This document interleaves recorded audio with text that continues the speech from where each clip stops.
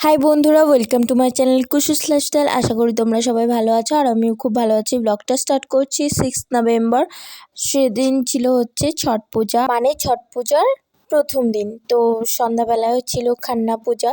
তো খান্না পূজার প্রসাদ এদিকে রেডি হচ্ছে আর আমি এদিকে ইয়াশ, আমি আর ওম তিনজনে মিলে হচ্ছে ধূপধুনো দেখিয়ে দিচ্ছিলাম, ধূপকাঠি দেখিয়ে দিচ্ছিলাম। আর এখানটায় পুজো করছিল বৌদি আর বৌদির দিদি, দুজনে মিলেই পুজোটা করছিল ওদের বাড়িতে। তো আমি ফার্স্ট টাইম ছট পূজা দেখছিলাম, মানে সামনাসামনি। কোনো দিনও দেখিনি কীভাবে করে পুজো। বেসিক্যালি বিহারিরাই এই পুজোটা করে, কিন্তু ছট মার কাছে যেটাই মানত করা যায় আর কি, মন থেকে চাওয়া যায়, সেটাই নাকি পূরণ হয়। তো মন থেকে চেয়েছিল, ওরা অনেকবার পুজো করেছে। তো এখন ঠেকুয়া প্রসাদ বানানোর জন্য রেডি হয়ে গেছে।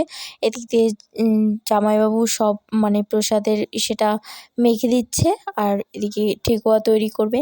ঠেকুয়া তো আমিও বানাতে পারি, কিন্তু এটা অন্য প্রসেসে হচ্ছে, মানে পুজোর প্রসাদ প্রথমটা হচ্ছিল এই যে বৌদি এভাবে বানাচ্ছে, তারপর আমিও বানিয়েছি, সবাই মিলে ঠেকুয়া বানাচ্ছিলাম। তো ওই দিন সারা রাত ভরায় ঠেকুয়া বানানো হলো। তারপর দিন বিকেলবেলা আমরা হচ্ছে এই টুকরিটা রেডি করেছিল। এই টুকরিটার মধ্যে বিভিন্ন ধরনের ফল, শাক সবজি ওগুলি দেওয়া হয়।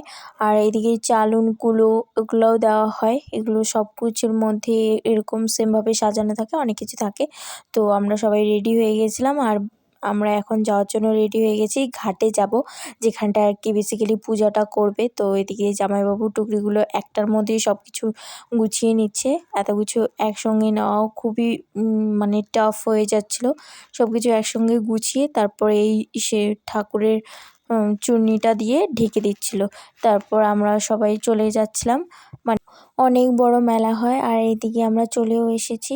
তো সবাই এই যে টুকরি নিয়ে আসছে, আর এটা ছিল বৌদির ভাই, মানে মাসির ছেলে। আর যে দিদিটা আর কি পুজো করছিল সে হচ্ছে দণ্ডি কেটে কেটে যাচ্ছিল, ওটা মানে মানত করেছিল দণ্ডি কেটে কেটে যাবে। আর অনেক রিপোর্টার ছিল, ওরা কভার করছিল সব দিক দিয়ে। আর প্রচুর বড় মেলাটা, অনেক বড় মেলা হচ্ছিল, সব কিছু তোমাদের সঙ্গে ঘুরিয়ে দেখাবো। আর এদিকে প্রচুর রোদও ছিল ওই দিন, মানে ভিডিওটা অনেক আগের, তো আমি ভয়েস দিচ্ছি আজকে। ঘাটটা অনেকটাই দূর ছিল, দিদি দণ্ডি কেটে কেটে আসতে প্রায় 10-15 মিনিট লেগেই গেছে। আর ঘাটটা ছিল প্রচুর কাদা কাদা। আর এখানে আমরা সবাই রেখে দিল, ডালি রেখে দিল, মানে পুজোর যেগুলো সামগ্রী ছিল। তারপরে এদিকে পুজো করলো বৌদি আর বৌদির দিদি, ওরা হচ্ছে সিঁদুর পরিয়ে নিচ্ছিল।